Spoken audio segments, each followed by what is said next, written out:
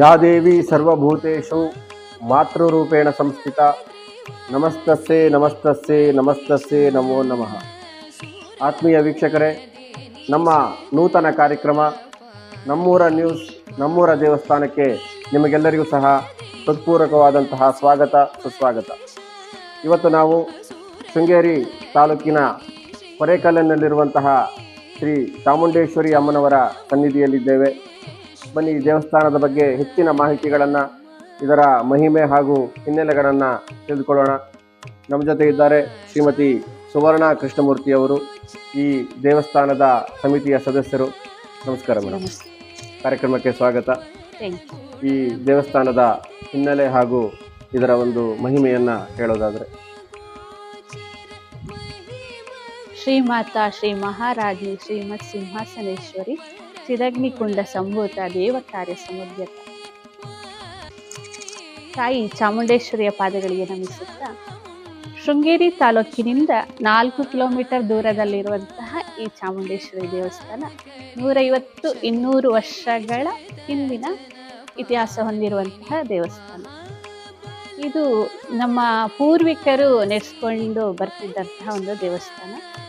ತುಂಬ ಚೆನ್ನಾಗಿ ಹಿಂದೆ ಪೂಜೆ ಇಟ್ಕೊಂಡು ಬರ್ತಾ ಇತ್ತು. ಹಾಗೇನೆ ಎಲ್ಲ ಪೂಜಾ ವಿಧಿವಿಧಾನಗಳನ್ನು ನಮ್ಮ ಪೂರ್ವಿಕರೇ ನಡೆಸ್ಕೊಂಡು ಹಿಂದೆಲ್ಲ ಮಂಗಳವಾರ ಮತ್ತು ಶುಕ್ರವಾರ ಪೂಜೆ ನಡೆಸ್ಕೊಂಡು ಬರ್ತಾ ಇದ್ವಿ. ಆಮೇಲೆ ಹಿಂದೆ ಇದು ಚೌಡೇಶ್ವರಿ ಅನ್ನೋ ಹೆಸರಲ್ಲಿ ಪೂಜೆನ ಮಾಡ್ತಾ ಇದ್ವಿ. ಹಂಗೆ ಚಾಮುಂಡೇಶ್ವರಿ ಅಂತ ಹೇಗಾಯ್ತು? ಮತ್ತೆ ಹಾಗೇನೆ ಮಠದಲ್ಲಿ ಹೋಗಿ ಗುರುಗಳ ಹತ್ರ ಕೇಳ್ಕೊಂಡಾಗ ಅಲ್ಲಿ ಪ್ರಶ್ನೆ ಇಟ್ಟಾಗ ಇದು ಚೌಡೇಶ್ವರಿ ಅಲ್ಲ, ವಿಗ್ರಹವನ್ನ ನೋಡಿ ಮತ್ತೆ ಅಲ್ಲಿರುವಂತಹ ತಾಯಿಯ ಆಭರಣಗಳನ್ನೆಲ್ಲ ನೋಡಿ ಚಾಮುಂಡೇಶ್ವರಿ ಅಂತ ಹೇಳಿದ್ರು. ನಮ್ಮ ಜಗದ್ಗುರುಗಳು ಇದಕ್ಕೆ ಚಾಮುಂಡೇಶ್ವರಿ ಅಂತ. ಹೌದು. ಅದರ ನಂತರ ಇಲ್ಲಿ ಪ್ರತಿದಿನನೂ ಪೂಜೆ ಆಗ್ತಾ ಇದೆ. ಆಮೇಲೆ ಪ್ರತಿಷ್ಠೆ ಎಲ್ಲ 2016ರಲ್ಲಿ ನೆರವೇರಿತ್ತು. ಶ್ರೀ ಜಗದ್ಗುರು ಇದು ಶೇಖರ ಭಾರತಿ ಮಹಾಸ್ವಾಮಿಗಳು ಬಂದು ಕುಂಭಾಭಿಷೇಕ ನಡೆಸಿಕೊಟ್ಟು ಅಂದಿನಿಂದ ಶ್ರೀ ಚಾಮುಂಡೇಶ್ವರಿ ಅಂತ ಹೆಸರಾಯಿತು. ಮತ್ತೆ ವಿಶೇಷವಾಗಿ ಇಲ್ಲಿ ಯಾವ ರೀತಿಯಾದಂತಹ ಕಾರ್ಯಕ್ರಮಗಳು ನಡೆಯುತ್ತೆ? ಇಲ್ಲಿ ನವರಾತ್ರಿಲಿ 9 ದಿನಗಳ ಕಾರ್ಯಕ್ರಮ ನಡೆಯುತ್ತೆ. ಪಾಡ್ಯದಿಂದ ನವಮಿಯವರೆಗೆ ಪಾರಾಯಣ ಇರುತ್ತೆ ಬೆಳಿಗ್ಗೆ. ಹಾಗೆ ವಿಶೇಷ ಪೂಜೆಗಳು ಇರುತ್ತೆ. ಅಂತೆಯೇ ಮಧ್ಯಾಹ್ನನೂ ಪೂಜೆ ಇರುತ್ತೆ. ಸಂಜೆ ಮಧ್ಯಾಹ್ನ ಮೇಲೆ ಒಂದು 4 ಗಂಟೆಗೆ ಸ್ಟಾರ್ಟ್ ಮಾಡ್ತೀವಿ. ಭಜನೆ ಇರುತ್ತೆ. ಹಾಗೇನೆ ಏನಾದರೂ ಪ್ರವಚನ, ಈ ಥರದ್ದೆಲ್ಲ ಕಾರ್ಯಕ್ರಮಗಳು ನೆರವೇರುತ್ತೆ ಇಲ್ಲಿ. ಒಟ್ಟಿನಲ್ಲಿ ಎಲ್ಲಾ ರೀತಿಯಾದಂತಹ ಧಾರ್ಮಿಕ ಕಾರ್ಯಕ್ರಮಗಳು ಇಲ್ಲಿ. ಅಂತೆಯೇ ಕಾರ್ತಿಕ ಮಾಸದಲ್ಲಿ ದೀಪೋತ್ಸವ ನೆರವೇರುತ್ತೆ. ಹಾಗೆ ವಾರ್ಷಿಕ ಕಾರ್ಯಕ್ರಮವನ್ನು ವಿಜೃಂಭಣೆಯಿಂದ ನಡೆಯುತ್ತೆ. ಎಲ್ಲ ಊರವರೆಲ್ಲ ಸೇರಿ ಬರ್ತಾರೆ. ತುಂಬಾ ಕಾರಣಿಕ ದೇವಸ್ಥಾನ ಇದು. ಇಲ್ಲಿ ಸುತ್ತಮುತ್ತ ಎಷ್ಟು ಕುಟುಂಬಸ್ಥರು ಇಲ್ಲಿಗೆ ನಡ್ಕೊಳ್ತಾರೆ? ಇಲ್ಲಿ ತುಂಬಾ ಇಲ್ಲಿ ಈ ಊರವರಲ್ಲದೆ ಅಕ್ಕಪಕ್ಕದ ಊರವರು ಕೂಡ ಈ ದೇವಸ್ಥಾನಕ್ಕೆ ಕರ್ಕೊಂಡು ಹೋಗ್ತಿದ್ದಾರೆ. ಒಟ್ಟಿನಲ್ಲಿ ಒಂದು ಅಪಾರವಾದಂತಹ ಮಹಿಮೆಯುಳ್ಳಂತಹ ದೇವಸ್ಥಾನ. ವಿಶೇಷವಾಗಿ ನಮ್ಮ ಜಗದ್ಗುರುಗಳು ಶ್ರೀ ವಿಧುಶೇಖರ ಭಾರತಿ ಸನ್ನಿಧಾನಗಳವರು ಇಲ್ಲಿಗೆ ಬಂದು ಇವರು ಹೇಳಿದರು, ಇಲ್ಲಿಯ ಪುನಃಪ್ರತಿಷ್ಠೆಯನ್ನು ಮಾಡಿ ಕುಂಭಾಭಿಷೇಕವನ್ನು ಸಹ ನೆರವೇರಿಸಿದ್ದಾರೆ. ಜಗದ್ಗುರು ಶಂಕರಾಚಾರ್ಯರು ಹೋದಂತಹ ಪ್ರತಿಯೊಂದು ಕ್ಷೇತ್ರಗಳು ಅದು ಯಾವಾಗಲೂ ಸಹ ಉನ್ನತ ಮಟ್ಟಕ್ಕೆ ಮತ್ತೆ ಉತ್ತರೋತ್ತರವಾಗಿ ಅಭಿವೃದ್ಧಿಯನ್ನಾಗುತ್ತೆ. ಅದಕ್ಕೆ ಈ ಕೊರೇಕಲ್ಲು ದೇವಸ್ಥಾನವು ಸಹ ಸಾಕ್ಷಿಯಾಗಿದೆ. ಆ ಜಗದ್ಗುರುಗಳ ಮಹಿಮೆ ಅಪಾರವಾದದ್ದು ನಮಗೆಲ್ಲ ಗೊತ್ತಿದೆ. ಹಾಗಾಗಿ ಅವರ ಇಲ್ಲಿ ಪಾದಸ್ಪರ್ಶ ಮಾಡಿದ ನಂತರದಿಂದಲೂ ಸಹ ಈ ದೇವಸ್ಥಾನ ಅಭಿವೃದ್ಧಿಯನ್ನ ಕಂಡಿದೆ. ಹಾಗೆ ಇನ್ನೊಂದು ವಿಷಯ ಹೇಳಕ್ ಇಷ್ಟಪಡ್ತೀನಿ. ನಮ್ಮ ಮಾವನ ಕಾಲದಲ್ಲಿ ನಡೆದಿದ್ದಂತಹ ಒಂದು ಘಟನೆ. ನಮ್ಮ ತೆಂಗಿನ ತೋಟದಲ್ಲಿ ಕಳ್ತನ ಮಾಡೋಕ್ಕಿಂತ ಒಂದಷ್ಟು ಜನ ಕಳ್ಳರು ಬಂದಿದ್ರಂತೆ. ಅವರು ಕೆಳಗಡೆ ಅಂದ್ರೆ ಅಲ್ಲಿಂದ ಹೋಗಕ್ಕೆ ಈ ತಾಯಿ ಬಿಡ್ಲೇ ಇಲ್ಲಂತೆ. ಆ ಮನೆ ನಮ್ಮ ಮಾವ ಬಂದು ನೋಡೋವರೆಗೂ ಕೂಡ ಆ ಮರದಿಂದ ಇಳಿಯಕ್ಕೆ ದೇವಿ ಬಿಡ್ಲಿಲ್ಲ. ಅಷ್ಟು ರಕ್ಷಣೆ ಕೊಟ್ಟಿದೆ. ಹಾಗೇನೆ ಇನ್ನು ಹಲವಾರು ಭಕ್ತರು ಬಂದು ಇಲ್ಲಿ ಪ್ರಾರ್ಥನೆ ಸಲ್ಲಿಸ್ತಾರೆ. ಅನೇಕ ಹರಕೆಗಳನ್ನ ಹೇಳ್ಕೊಳ್ತಾರೆ. ಆ ಹರಕೆ ಎಲ್ಲ ತೀರಿಸಿ ಏನಾದ್ರು ಅದು ಫಲಿಸಿದಾಗ ವಾಪಸ್ ಬಂದು ಪೂಜೆಗಳನ್ನ ನೆರವೇರಿಸ್ಕೊಂಡು ಕೂಡ ಹೋಗಿದ್ದಾರೆ. ಇತ್ತೀಚೆಗೆ ಒಬ್ರು ಮುಸ್ಲಿಂ ಭಕ್ತರು ಕೂಡ ಬಂದಿದ್ರು. ಅವರು ತುಂಬಾನೇ ಕಷ್ಟ ಇದೆ ಅಂತ ದೇವರಲ್ಲಿ ಹರಕೆ ಒಪ್ಪಿಸಿ ಹೋಗಿದ್ದಾರೆ. ಇನ್ನು ಡೀಟೇಲ್ಸ್ ಹೇಳ್ತೀನಿ ಅಂದಿದ್ದಾರೆ, ಅದ್ರ ಬಗ್ಗೆ ಏನೇನಾಯ್ತು ಅಂತ. ಒಟ್ಟಿನಲ್ಲಿ ಅವರಿಗೆ ಒಳ್ಳೇದಾಗಿದೆ, ಒಳ್ಳೇದ್ ಮಾಡಿದಾಳೆ ಅಂತಾನೆ ನಂಬ್ಕೊಂಡಿದ್ವಿ. ಒಟ್ಟಾರೆಯಾಗಿ ನಂಬಿ ಬಂದ ಭಕ್ತರನ್ನ ಕೈ ಕೈ ಬಿಡಲ್ಲ ಯಾವತ್ತು. ಈ ಕುಟುಂಬವನ್ನ ಚಾಮುಂಡಿ ಸದಾಕಾಲ ರಕ್ಷಣೆ ಮಾಡ್ತಾರೆ. ಹೌದು. ಮತ್ತೆ ವಿಶೇಷವಾಗಿ ಈ ದೇವಸ್ಥಾನದ ಬಗ್ಗೆ ಇನ್ನೇನಾದ್ರೂ ಹೇಳೋದಾದ್ರೆ? ಇಲ್ಲಿ ಈ ಊರು ಒಂದು ಪ್ರಶಾಂತ ವಾತಾವರಣ ಇದೆ. ಇಲ್ಲಿ ಧ್ಯಾನ ಮಾಡೋಕ್ಕೆ, ಯೋಗ ಮಾಡೋಕ್ಕೆ, ಇದಕ್ಕೆಲ್ಲ ಒಂದು ಚಂದದ ವಾತಾವರಣ. ಈಗ ನಮಗೆ ನಾವೀಗ ಮನೇಲಿರ್ತೀವಿ, ಏನೇನೋ ಕೆಲಸ ಮಾಡ್ತಾ ಇರ್ತೀವಿ. ಆದ್ರೆ ಇಲ್ಲಿ ತಾಯಿ ಜೊತೆ ಬಂದು ತಾಯಿ ಹತ್ರ ಕುತ್ಕೊಂಡು ಒಂದು 5 ನಿಮಿಷ ಕುತ್ಕೊಂಡಾಗ ನಮ್ಗೆ ಇಲ್ಲಿಂದ ಹೋಗಕ್ಕೆ ಮನ್ಸು ಬರಲ್ಲ. ಅಷ್ಟು ಒಂಥರ ಇಲ್ಲೇ ಇರೋಣ ಅಂತ ಅಷ್ಟು ಮನಸ್ಸಿಗೆ ನೆಮ್ಮದಿ ಸಿಗುತ್ತೆ. ಆ ತಾಯಿಯ ಹತ್ರ ಇದೀವಲ್ಲ ನಾವು ಅಂತ ನಮ್ಗೊಂದು ತುಂಬಾನೇ ಖುಷಿ ಆಗುತ್ತೆ. ಹಾಗೇನೆ ಶೃಂಗೇರಿಯ ಶಾರದಾಂಬೆಯ ದರ್ಶನಕ್ಕೆ ಬಂದಂತಹ ಪ್ರವಾಸಿಗರೆಲ್ಲ ಈ ತಾಯಿಯ ದರ್ಶನಕ್ಕೂ ಒಮ್ಮೆ ಬಂದು ಭೇಟಿ ಕೊಡ್ಬೇಕಾಗಿ ಕೇಳ್ಕೊಳ್ತೀನಿ. ಧನ್ಯವಾದಗಳು. ಈ ದೇವಸ್ಥಾನದ ಬಗ್ಗೆ ಬಹಳ ಒಂದು ಸುಂದರವಾದ ಉತ್ತಮವಾದಂತಹ ಪರಿಚಯವನ್ನ ಮಾಡಿಕೊಟ್ರಿ. ಈ ದೇವಸ್ಥಾನಕ್ಕೆ ಬರುವಂತಹ ಎಲ್ಲ ಭಕ್ತಾದಿಗಳಿಗೂ ಸಹ ಅಮ್ಮನವರ ದರ್ಶನವನ್ನ ಮಾಡಿ, ಅಮ್ಮನವರ ಸೇವೆಯನ್ನ ಮಾಡಿ, ಅಮ್ಮನಲ್ಲಿ ಪ್ರಾರ್ಥನೆಯನ್ನು ಮಾಡಿದಂತಹ ಎಲ್ಲರಿಗೂ ಸಹ ಅಮ್ಮನವರು ಕೇಳಿದ್ದೆಲ್ಲ ಕೊಡಲಿ. ಹಾಗಾಗಿ ಆ ಅಮ್ಮನವರ ಅನುಗ್ರಹ ಎಲ್ಲರಿಗೂ ಆಗಲಿ ಅಂತ ಪ್ರಾರ್ಥನೆಯನ್ನ ಮಾಡ್ತಾ ತುಂಬ ಹೃದಯದ ಧನ್ಯವಾದಗಳನ್ನ ನಿಮಗೆ ಸಮರ್ಪಣೆ ಮಾಡ್ತಾ ಇದ್ದೀನಿ. ಆತ್ಮೀಯ ವೀಕ್ಷಕರೇ, ನಾವೀಗ ಚಾಮುಂಡೇಶ್ವರಿ ಅಮ್ಮನವರ ಸನ್ನಿಧಿಯಲ್ಲಿದ್ದೇವೆ. ನಮಗೆಲ್ಲ ಗೊತ್ತಿದೆ, ಅಮ್ಮನವರು ನಮ್ಮನ್ನು ಸದಾಕಾಲ ಪಾಲನೆಯನ್ನು ಪೋಷಣೆಯನ್ನು ಮಾಡ್ತಾ ಬಂದಿದ್ದಾಳೆ.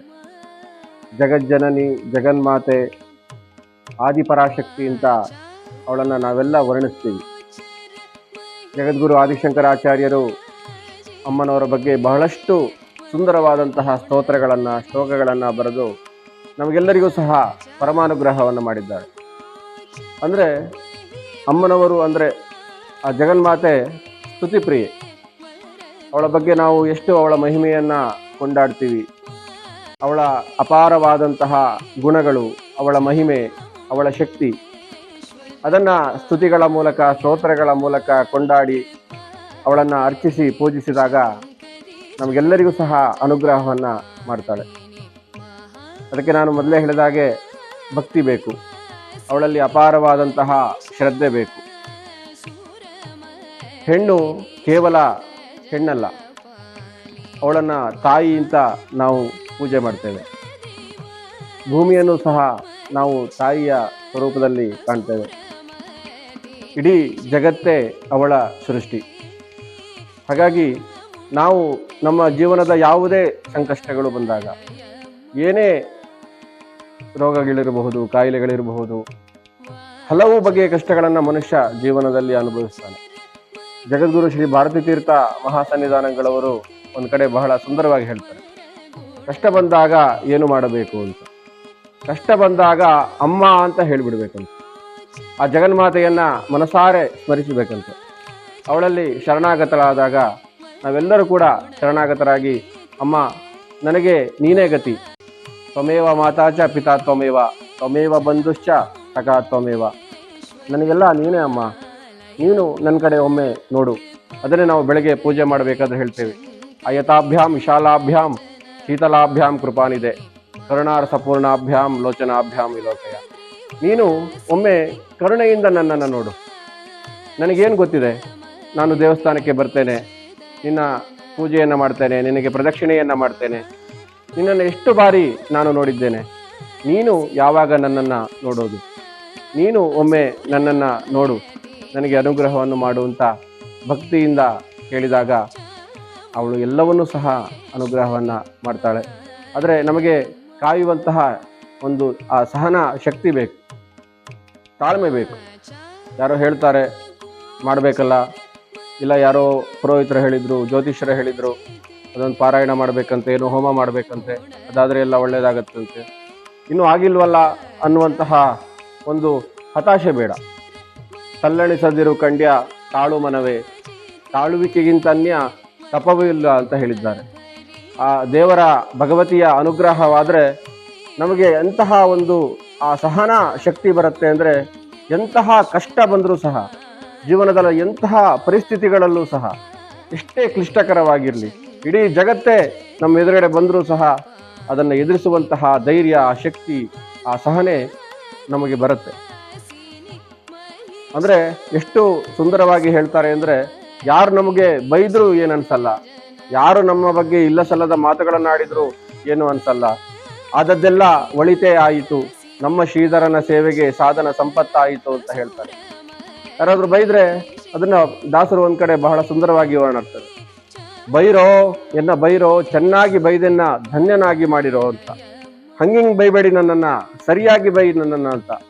ಅಂದ್ರೆ ಯಾರು ನಮ್ಮನ್ನ ಬೈತಾರೆ ಅವರು ನಮ್ಮ ಪಾಪಗಳನ್ನ ಅಲ್ಲ ಕಳ್ಕೊಂಡು ಹೋಗ್ತಾರಂತ. ಅಂದ್ರೆ ನಿಂದಕರಿರಬೇಕು ಅಂತ ಹೇಳಿದ್ದಾರೆ. ಆ ನಿಂದನೆಯನ್ನ ಮಾಡುವವರು, ನಮ್ಮ ಬಗ್ಗೆ ಇಲ್ಲ ಸಲ್ಲದ ಮಾತುಗಳನ್ನಾಡುವವರಿದ್ದಾಗ ಖಂಡಿತವಾಗಿಯೂ ಸಹ ನಾವು ನಮ್ಮೆಲ್ಲ ಪಾಪಗಳನ್ನು ಕಳೆದುಕೊಳ್ತೇವೆ ಅಂತ ಆ ಶಾಸ್ತ್ರಗಳು ಸಹ ಹೇಳುತ್ತೆ. ಹಾಗಾಗಿ ನಾವು ಜೀವನದಲ್ಲಿ ಒಂದು ಉತ್ತಮವಾದಂತಹ ಕಾರ್ಯವನ್ನು ಮಾಡಬೇಕಾದ್ರೆ, ಒಂದು ಧರ್ಮ ಮಾರ್ಗದಲ್ಲಿ ನಡೆಯಬೇಕಾದ್ರೆ ಖಂಡಿತವಾಗಿಯೂ ಸಹ ಆ ಅಮ್ಮನವರ ಅನುಗ್ರಹ ಬೇಕು. ಹಾಗಾಗಿ ಅವಳಲ್ಲಿ ಭಕ್ತಿಯನ್ನು ಮಾಡಬೇಕು. ಆ ಭಕ್ತಿಗಿರುವಂತಹ ಶಕ್ತಿ ಅದೇ. ಯಾವುದೇ ಭಾಗವತದ ಕಥೆಗಳನ್ನು ತೆಗೆದುಕೊಂಡ್ರು, ಮಹಾಭಾರತದ ಕಥೆಯನ್ನ ತೆಗೆದುಕೊಂಡ್ರು, ಪ್ರಹ್ಲಾದನ ಬಗ್ಗೆ ವಿಶೇಷವಾಗಿ ಹೇಳಬೇಕು. ಅವನಲ್ಲಿ ಎಲ್ಲ ಬಲವೂ ಇತ್ತು. ಹಿರಣ್ಯಕಶಿಪುವಿನಲ್ಲಿ ಹಣಬಲ, ಅಧಿಕಾರದ ಬಲ, ತಪಸ್ಸಿನ ಬಲ, ವರಬಲ ಎಲ್ಲ ಇದ್ರೂ ಸಹ ಆ ಪ್ರಹ್ಲಾದನನ್ನ ಏನೂ ಮಾಡ್ಲಿಕ್ಕಾಗಲಿಲ್ಲ. ಅಂದ್ರೆ ಆ ಪ್ರಹ್ಲಾದ ಹೇಳ್ತಾನೆ, ಭಕ್ತ್ಯಾ ತುತೋಷ ಭಗವನ್ ನನ್ನ ಯೂತಪಾಯ ಅಂತ. ಇವತ್ತು ಭಕ್ತಿಯ ಶಕ್ತಿ ಏನು ಅಂತ ಇಡೀ ಜಗತ್ತಿಗೆ ಗೊತ್ತಾಯಿತು. ನನ್ನ ಹತ್ರ ಏನೂ ಇರಲಿಲ್ಲ, 5 ವರ್ಷದ ಪುಟ್ಟ ಬಾಲಕ, ಅಂತಹ ದೈತ್ಯನಾದವನು ಸಹ ಏನು ಮಾಡ್ಲಿಕ್ಕಾಗ್ಲಿಲ್ಲ ಅಂದ್ರೆ ಆ ಭಕ್ತಿಯ ಮಹಿಮೆ ಅನಂತವಾದದ್ದು, ಅಪೂರ್ವವಾದದ್ದು. ಹಾಗಾಗಿ ದೇವರು ನಮ್ಮಲ್ಲಿ ಶುದ್ಧವಾದಂತಹ ಭಕ್ತಿಯನ್ನು ಕೇಳ್ತಾನೆ. ನಾವು ತ್ರಿಕರಣಪೂರ್ವಕವಾಗಿ ಆ ಭಗವಂತನನ್ನ ಸ್ಮರಿಸಿ ಅವನಲ್ಲಿ ಭಕ್ತಿಯನ್ನು ಮಾಡಿದಾಗ, ನಾವು ಮಾಡಿದ್ದೆಲ್ಲವನ್ನು ಸಹ ಆ ಅಮ್ಮನವರಿಗೆ ಸಮರ್ಪಣೆ ಮಾಡಿದಾಗ ಆ ಭಗವತಿ ಅನುಗ್ರಹವನ್ನು ಮಾಡ್ತಾಳೆ. ಹಾಗಾಗಿ ಎಲ್ಲರೂ ಸಹ ನಿರಂತರವಾಗಿ ಅವಳ ಸ್ಮರಣೆಯನ್ನು ಮಾಡುತ್ತಾ, ಅವಳ ಸಹಸ್ರನಾಮವನ್ನು, ಲಲಿತ ಸಹಸ್ರನಾಮ ಒಂದು ಅದ್ಭುತವಾದಂತಹ ಒಂದು ಸ್ತೋತ್ರ, ಎಲ್ಲರೂ ಪಠಿಸಬೇಕಾದದ್ದು. ಅದನ್ನು ಭಕ್ತಿಯಿಂದ ಪಠಿಸಿದಾಗ ಅಮ್ಮನವರ ಅನುಗ್ರಹವಾಗುತ್ತೆ.